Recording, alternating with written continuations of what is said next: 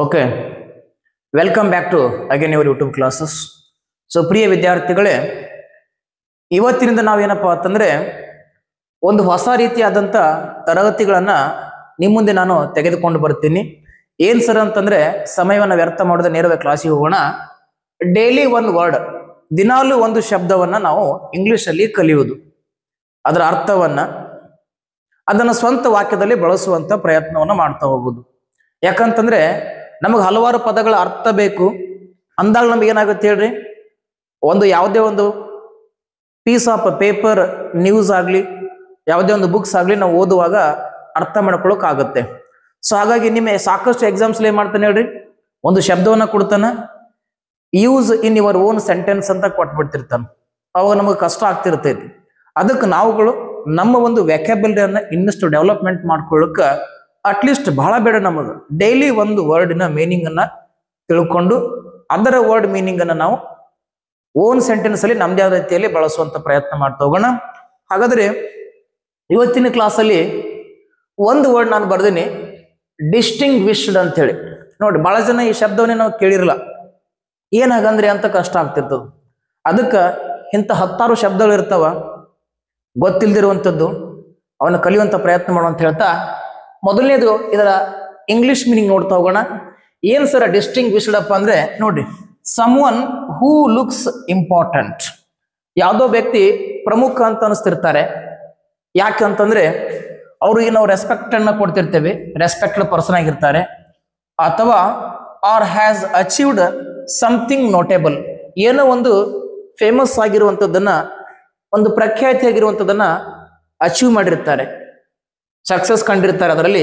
ಅದಕ್ಕೆ ನಾವೇನಪ್ಪ ಅಂದರೆ ಡಿಸ್ಟಿಂಗ್ವಿಶ್ಡ್ ಪರ್ಸನ್, ಪ್ರತಿಷ್ಠಿತ ವ್ಯಕ್ತಿ ಅಂತ ನಾವು ಹೇಳ್ತಿರ್ತೇವೆ. ಹೌದಾ? ಹಾಗಾದ್ರೆ ಅದರ ಕನ್ನಡ ಮೀನಿಂಗ್ ನೋಡ್ರಿ, ಪ್ರತಿಷ್ಠಿತರಾದ, ಗೌರವಾನ್ವಿತರಾದ, ಖ್ಯಾತ್ಯರಾದ ಅಂತ ಅನ್ಕೋಬಹುದು. ಮುಖ್ಯವಾದಂಥದ್ದು, ಪ್ರಮುಖವಾದಂಥದ್ದು ಅಂತ ನಾವು ಹೇಳಕ್ಕೆ ಏನು ಮಾಡ್ತೀವಿ, distinguished person, distinguished place, distinguished things, ಪ್ರಮುಖವಾದ ವಸ್ತು, ಪ್ರಮುಖವಾದ ವ್ಯಕ್ತಿ, ಪ್ರಮುಖವಾದ ಸ್ಥಳ, ಹಿಂಗೆ ಹೇಳುವಾಗ ನಾವು ಬಳಸ್ತಿರ್ತೇವೆ. ಹೌದಾ? ಅದರ ಪ್ರೊನೌನ್ಸಿಯೇಷನ್ ಕೂಡ ಬರ್ದೀನಿ ನಾನು, ಇಂಗ್ಲಿಷ್ ಮತ್ತು ಕನ್ನಡ. ಡಿಸ್ಟಿಂಗ್ವಿಶ್ಡ್ ಅಂತ ಆಗುತ್ತೆ, ಇಲ್ಲಿ ಬರ್ದಿ ನೋಡಿ, ಡಿಸ್ಟಿಂಗ್ವಿಶ್ಡ್, ಡಿಸ್ಟಿಂಗ್ವಿಶ್ಡ್ ಅಂತ ಹೇಳ್ತೇವೆ. ಹಾಗಾದ್ರೆ ಸರ್ ಸ್ವಂತ ವಾಕ್ಯದಲ್ಲಿ ಬಳಸೋಣ. ಒಂದು 3 ಎಕ್ಸಾಂಪಲ್ಸ್ ಬರ್ದೀನಿ ನೋಡ್ರಿ. He is a distinguished professor, distinguished professor, ಎಲ್ಲಿ? At the university.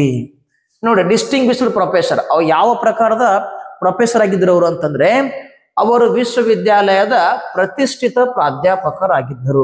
ನೋಡಿ, ಪ್ರತಿಷ್ಠಿತ ಪ್ರಾಧ್ಯಾಪಕರಕ್ಕೆ ಫೇಮಸ್ ಬಳಸ್ಬೋದು ನಾವು, ಡಿಸ್ಟಿಂಗ್ವಿಶ್ಡ್ ಪ್ರೊಫೆಸರ್ ಅಂತ ಹೇಳಕತ್ತೇವೆ. Next, she received an award, ಅವಳಿಗೊಂದು ಅವಾರ್ಡ್ ಸಿಕ್ತು. ಯಾತಕ್ಕೋಸ್ಕರ? ಫಾರ್ ಹರ್ ಡಿಸ್ಟಿಂಗ್ವಿಶ್ಡ್ ಸರ್ವಿಸ್, ಅವಳ ಗೌರವಾನ್ವಿತ ಸೇವೆ ಸಲ್ಲಿಸಿದಳು.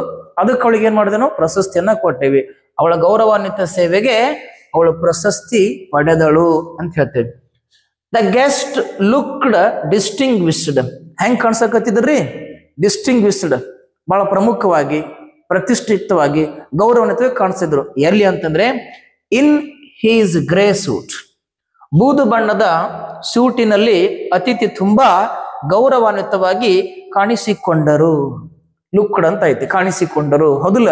ಸೊ ಹಿಂಗೆ ನಾವೇನ್ ಮಾಡ್ತೇವಿ, ಆ ಶಬ್ದವನ್ನ ಸ್ವಂತ ವಾಕ್ಯದಲ್ಲಿ ಬಳಸ್ತಾ ಬರ್ತೇವೆ. ಸೊ ನೀವುಗಳು ಕೂಡ ಇದನ್ನ ಅರ್ಥ ಆಗಿತ್ತು ಅಂತಂದ್ರೆ 1 ಅಥವಾ 2 ಸೆಂಟೆನ್ಸ್ ಅನ್ನ ಕಮೆಂಟ್ ಬಾಕ್ಸ್ ಅಲ್ಲಿ ಕಮೆಂಟ್ ಮಾಡ್ರಿ ಅಂತ ಹೇಳ್ತಾ, ಇಂಥ ಒಂದು ಕ್ಲಾಸನ್ನು ನಾನು ಕಂಟಿನ್ಯೂ ಕೊಡ್ತಾ ಬರ್ತೀನಿ.